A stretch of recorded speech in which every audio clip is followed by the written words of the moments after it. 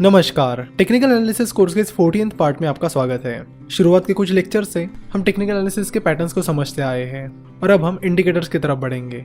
Technical analysis के कई सारे इंडिकेटर्स होते हैं, जैसे कि simple moving average, exponential moving average, MACD that is moving average, convergence, divergence etcetera. Indicators काफी इंपॉर्टेंट माने जाते हैं क्योंकि वो हमें ट्रेंड के बारे में बताते हैं कि उस पर्टिकुलर स्टॉक में अप ट्रेंड चल रहा है या फिर डाउन ट्रेंड चल रहा है और आगे कौन सा ट्रेंड आ सकता है। तो इंडिकेटर्स की मदद से आप उस पर्टिकुलर स्टॉक में बाय पोजीशन और सेल पोजीशन ले सकते हो।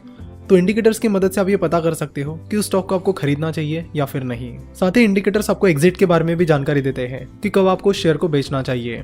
तो हम शुरुआत करेंगे मूविंग एवरेज इस इंडिकेटर से। दो तरह के मूविंग एवरेजेस होते हैं, सिंपल मूविंग एवरेज और एक्सपोनेंशियल मूविंग एवरेज। तो सबसे पहले सिंपल मूविंग एवरेज देखते हैं। एवरेजेस को तो हम सब जानते हैं। अब सिंपल मूविंग एवरेज मतलब वो एवरेज जो मूव होता है। तो अगर आप किसी भी स्टॉक का चार्ट देख रहे हो, फॉर एग्जाम्पल अगर आपको SBI that is state bank of India का 5 दिनों का सिंपल मूविंग एवरेज निकालना है, तो आपको SBI के जो पिछले 5 दिन है उनकी क्लोजिंग प्राइस का एवरेज निकालना पड़ेगा। चलो तो इसे प्रैक्टिकली करके देखते हैं। आज की तारीख है 17 अक्टूबर और अगर आपको 17 अक्टूबर को SBI का पिछले 5 दिनों का मूविंग एवरेज निकालना है, तो सबसे पहले आपको SBI के जो पिछले 5 दिन है उनकी क्लोजिंग प्राइस निकालनी पड़ेगी। और वो क्लोजिंग प्राइस आप मनी कंट्रोल या फिर किसी भी और वेबसाइट से निकाल सकते हो। तो यहाँ पर हम moneycontrol.com पर आते हैं और moneycontrol.com पर आकर SBI सर्च करते हैं, जिसके बाद ये इन्फॉर्मेशन आती है और ये चार्ट आता है। अब इस चार्ट में आप पिछले 5 दिनों की क्लोजिंग प्राइस आसानी से पता कर सकते हो। ऊपर यहाँ पर आपको शेयर की उस दिन की क्लोजिंग प्राइस मिलेगी। तो जैसे कि आप देख सकते हो कि 16 अक्टूबर को SBI की क्लोजिंग प्राइस 256.05 रुपीज़ थी। 15 अक्टूबर को SBI की शेयर की क्लोजिंग प्राइस 258.45 रुपीज़ थी। फिर 14 अक्टूबर को SBI की क्लोजिंग प्राइस 255.45 रुपीज़ थी। उसके बाद 13 तारीख संडे थी और 12 तारीख सैटरडे थी, इसलिए स्टॉक मार्केट उन दोनों दिनों के लिए क्लोज था। फिर हम आते हैं 11 अक्टूबर की तरफ। 11 अक्टूबर को SBI की क्लोजिंग प्राइस 254.55 रुपीज़ थी और 10 अक्टूबर को SBI की क्लोजिंग प्राइस 254.15 रुपीज़ थी। तो इस तरह हमने SBI के पिछले 5 दिनों की यानी 16 तारीख, 15 तारीख, 14 तारीख, 11 तारीख और 10 तारीख इनकी क्लोजिंग प्राइस देखी। तो इन सारी क्लोजिंग प्राइस के हम टोटल निकालेंगे। तो इन सारी क्लोजिंग प्राइस की टोटल आती है 1278.65 रुपीज़। और फिर जैसे कि हमें 5 दिन का मूविंग एवरेज निकालना है, तो हमें उसे डिवाइड करना पड़ेगा 5 से। So 1278.65 rupees divided by 5 is equal to 255.73 rupees. तो SBI के पिछले 5 दिनों का सिंपल मूविंग एवरेज है 255 रुपीज़ 0.73। सिमिलरली आपको कल यानी 18 तारीख को SBI का 5 दिन का सिंपल मूविंग एवरेज निकालना है, तो आपको 18 तारीख के जो पिछले 5 दिन हैं उनकी क्लोजिंग प्राइस निकालनी पड़ेगी। अगेन उन सारी क्लोजिंग प्राइसेस को ऐड करके उन्हें 5 से डिवाइड करना पड़ेगा, जिसके बाद आपको 18 तारीख का SBI का 5 दिन का सिंपल मूविंग एवरेज मिल जाएगा।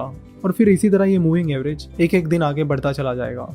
वैसे आपको बता दूं कि वो चाहे सिंपल मूविंग एवरेज हो, एक्सपोनेंशियल मूविंग एवरेज हो या फिर MACD हो, ये सारे इंडिकेटर्स आपको आजकल रेडीमेड मिलते हैं। आपको कैलकुलेट करने की जरूरत नहीं होती है। तो आपको उनका कैलकुलेशन नहीं बल्कि उन्हें एनालाइज करना आना चाहिए। तो moneycontrol.com पर या फिर जिस किसी ब्रोकरेज फर्म के पास आपका डीमैट अकाउंट है, उनके ट्रेडिंग सॉफ्टवेयर या मोबाइल ऐप से इन सारे इंडिकेटर्स को चेक कर सकते हो। मूविंग एवरेज कितने भी दिनों का हो सकता है, जैसे कि 5 दिन, 10 दिन, 12 दिन, 50 दिन, 100 दिन, 200 दिन एटसेट्रा।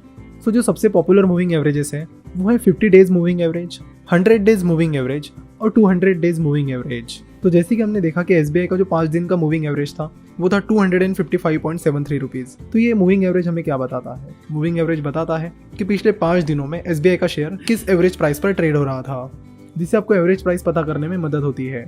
जब किसी दिन की शेयर प्राइस उसके मूविंग एवरेज से ऊपर होती है, तो ये माना जाता है कि उस स्टॉक में अप ट्रेंड आ सकता है, जिसका फायदा ट्रेडर्स उस स्टॉक को खरीद कर ले सकते हैं। वही जब भी किसी शेयर की प्राइस उसके मूविंग एवरेज से नीचे चली जाती है, तो ये माना जाता है कि उस स्टॉक में सेलिंग प्रेशर चल रहा है और उस स्टॉक में डाउन ट्रेंड आ सकता है, जिसका फायदा ट्रेडर्स उस स्टॉक को शॉर्ट सेल करके कर सकते हैं।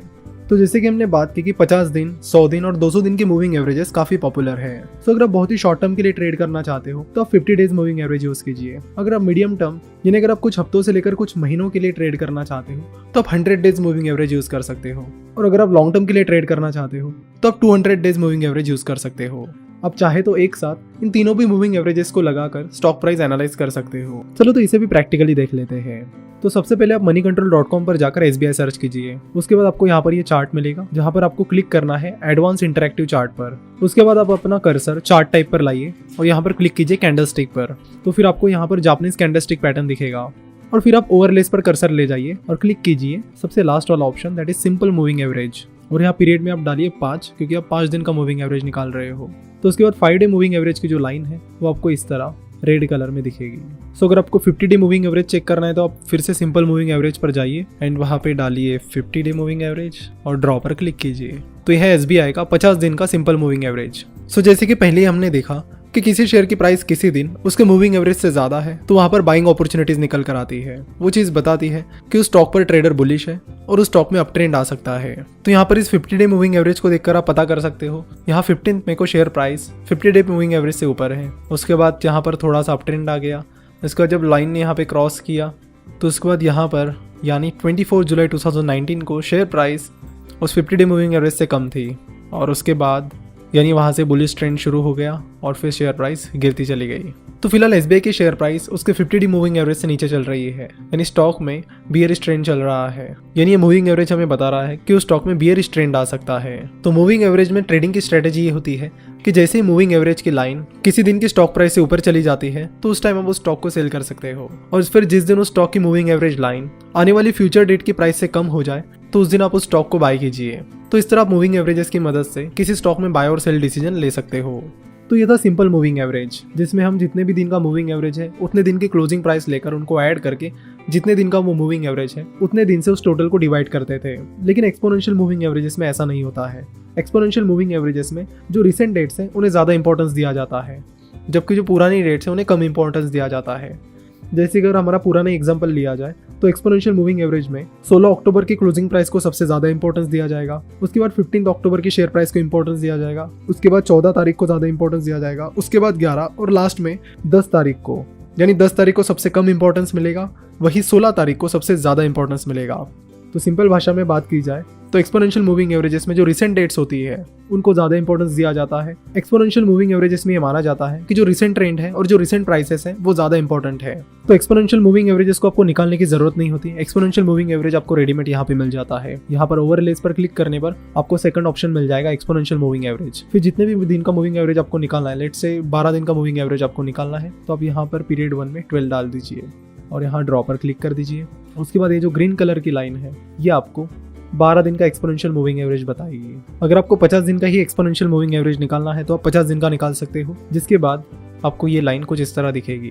एक्सपोनेंशियल मूविंग एवरेजेस को भी आप सिंपल मूविंग एवरेज की तरह ही यूज कर सकते हो और उसी तरह अपनी बाइंग और सेलिंग पोजीशन ले सकते हो। वैसे ज्यादातर ट्रेडर सिंपल मूविंग एवरेजेस की बजाय एक्सपोनेंशियल मूविंग एवरेज देखना पसंद करते हैं, क्योंकि वो भी मानते हैं कि जो रिसेंट प्राइस ट्रेंड है वो पुराने प्राइस ट्रेंड से ज़्यादा इंपॉर्टेंट है। आशा करता हूं कि आज के इस एपिसोड में आपको मूविंग एवरेज अच्छे से समझ में आया होगा। मूविंग एवरेज एक बहुत ही सिंपल इंडिकेटर है जो हमें क्लियर कट बता देता है कि कहाँ पर आपको बाइंग पोजीशन लेनी चाहिए, कहाँ पर सेलिंग पोजीशन लेनी चाहिए और आगे उस शेयर का ट्रेंड क्या हो सकता है। तो मूविंग एवरेज बहुत ही सिंपल और अच्छा इंडिकेटर है। उसके बाद जो इंडिकेटर आता है वो आता है MACD, that is moving average convergence divergence, जिसके बारे में हम अगले एपिसोड में बात करेंगे। वीडियो देखने के लिए और हमारे साथ जुड़े रहने के लिए आपका बहुत बहुत धन्यवाद।